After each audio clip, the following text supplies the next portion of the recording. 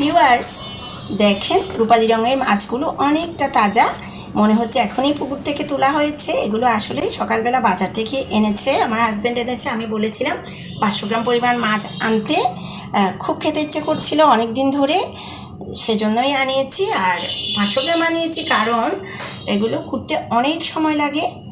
যাই হোক, তারপরও আমি বেশ ধৈর্য সহকারে কুটিয়ে বেছে ধুয়ে জল ঝরাতে দিয়েছি। আর আপনারা তো জানেন মলা মাছ থেকে প্রচুর পরিমাণ ময়লা বের হয়, সেজন্যই মনে হয় এটার নাম মলা মাছ রাখা হয়েছে। যাই হোক, এরপর আমি উনুনে তেল গরমে বসিয়ে দিয়েছি। পরিমাণ মতো তেল গরম হওয়ার পর দিয়েছিলাম জিরে ফোড়ন, যেটা এতক্ষণ আপনারা দেখেছেন ভিডিওতে।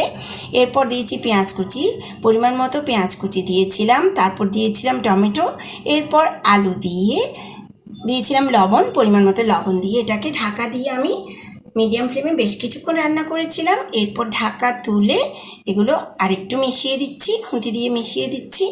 এরপর আমি এখানে মশলা অ্যাড করব। 1 চা চামচ পরিমাণ হলুদ গুঁড়ো আর 1 টেবিল চামচ পরিমাণ লাল মরিচের গুঁড়ো দিয়ে আমি সামান্য জল দিয়েছি, আর এটা বেশ ভালো করে মিশিয়ে দিচ্ছি আর কষানো শেষ হওয়ার জন্য অপেক্ষা করছি।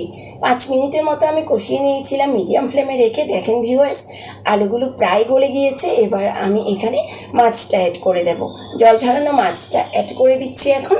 ভিউয়ার্স, আমার মলা মাছের রেসিপি ভিডিওটা আপনাদের কেমন লেগেছে আমাকে আপনারা অবশ্যই কমেন্টে জানাবেন। আর ভিডিওটা দেখার জন্য আপনাদেরকে অসংখ্য অসংখ্য ধন্যবাদ।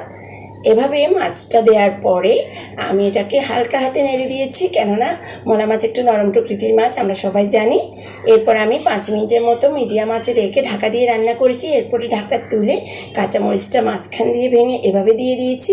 এভাবেই আমি আমার মলা মাছের রান্নাটা শেষ করেছি। কেমন হয়েছে ভিউয়ার্স?